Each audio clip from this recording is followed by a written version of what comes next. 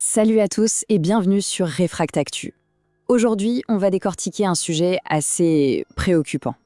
Imaginez un peu, chaque appel qu'on passe, chaque endroit où l'on va, pourrait être analysé pour décider si on a droit à une aide de l'État ou pas.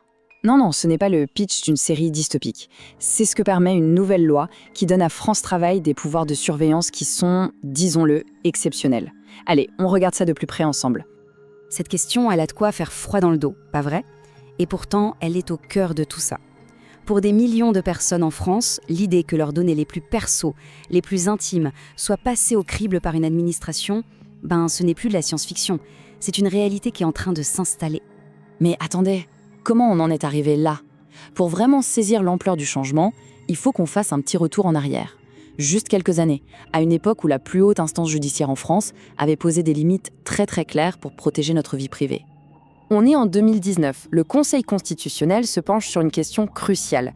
Est-ce que les organismes sociaux, comme la CAF ou Pôle emploi à l'époque, ont le droit de fouiller dans nos données de connexion, c'est-à-dire nos factures de téléphone, notre géolocalisation, pour chercher d'éventuels fraudeurs ? Et la réponse, elle a été nette et sans bavure, un vrai bouclier pour nos libertés. Les sages ont dit non. Ces données, c'est beaucoup trop intrusif et ça n'a pas de lien direct avec le calcul d'une allocation. Un principe était posé, une ligne rouge était tracée. Sauf que ce bouclier est aujourd'hui en train de se fissurer de partout. Parce que maintenant, cette protection, elle est démantelée, pièce par pièce. Et ça commence avec la création d'un méga fichier qui rassemble nos données les plus sensibles. Le tout, bien sûr, au nom de la sacro-sainte simplification administrative. Bon, sur le papier, un fichier unique pour simplifier les démarches, ça peut paraître une bonne idée. Moins de paperasse, plus d'efficacité, qui serait contre ?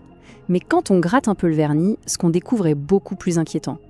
Alors qu'est-ce qu'on trouve là-dedans ? Accrochez-vous, notre état de santé, nos infos bancaires, notre casier judiciaire. Et toutes ces données ultra sensibles, elles peuvent être gardées jusqu'à 20 ans.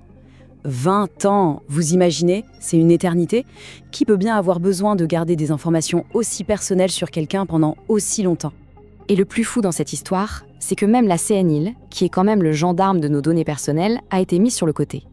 Elle a publiquement déclaré regretter fortement que ce projet immense ait été adopté en urgence sans qu'on prenne le temps d'évaluer sérieusement les risques. Ça en dit long, hein ? Donc une fois que ce méga fichier est en place, bien solide, le gouvernement a donné à France Travail tout un arsenal d'outils. Des outils de surveillance de masse qui feraient pâlir d'envie certains services de renseignement.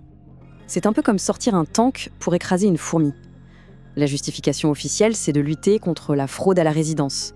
Ça représente 0,34% des allocations. Une toute petite partie. Et pour ça, on autorise l'accès aux relevés téléphoniques, aux données de géolocalisation et même aux fichiers des passagers aériens pour potentiellement 7 millions de personnes.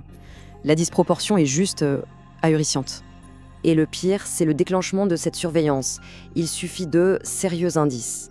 C'est un critère extrêmement vague laissé à l'appréciation d'un agent administratif. Pas besoin de l'accord d'un juge, rien.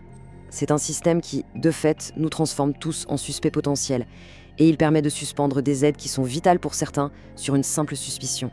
Mais au-delà de cette atteinte fondamentale à nos libertés, il y a un autre problème, un problème énorme. Ce système, il est presque conçu pour échouer. Laissez-moi vous expliquer pourquoi. On donne donc les clés des données les plus sensibles de millions de Français à une administration dont le bilan en matière de sécurité est catastrophique. 10 millions de dossiers dans la nature en 2023, 43 millions en 2024. C'est comme confier la clé de son appartement à un serrurier qui perd un trousseau par semaine. C'est juste totalement irresponsable. Tenez, j'ai lu cette phrase sur Reddit qui résume parfaitement le sentiment général. France Travail, c'est une passoire. C'est direct, mais ça reflète bien le manque de confiance totale dans la capacité de cette agence à protéger nos vies privées. Et puis, il y a ce deux poids deux mesures qui saute aux yeux. On déploie des moyens de surveillance quasi policiers pour la fraude sociale qui, bien sûr, doit être combattue. Mais les montants en jeu sont sans commune mesure avec l'évasion fiscale, estimée, elle, à 100 milliards d'euros.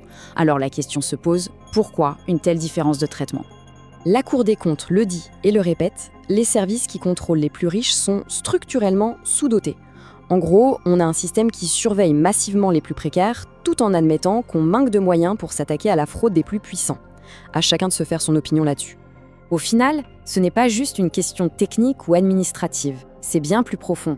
Ça touche à la nature même de notre contrat social, de la relation entre l'État et les citoyens. C'est un peu comme si, pour obtenir un crédit, votre banquier vous demandait l'accès à vos conversations privées.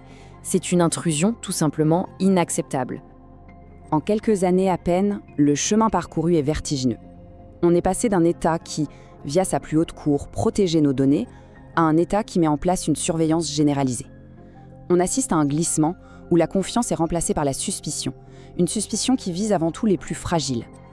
Alors, la vraie question qui se pose à nous tous, c'est celle-ci. Dans quelle société on a envie de vivre ? Une société où l'on est libre, où l'on est présumé innocent, ou une société où l'on est constamment surveillé et potentiellement suspect ? Voilà pour l'analyse du jour. Si ces questions vous intéressent, si vous voulez continuer à vous informer et à en débattre, n'hésitez pas, rejoignez la communauté Réfractactu. Abonnez-vous, partagez, commentez. C'est comme ça qu'on peut continuer à exiger des comptes. Merci de votre écoute et je vous dis à très bientôt.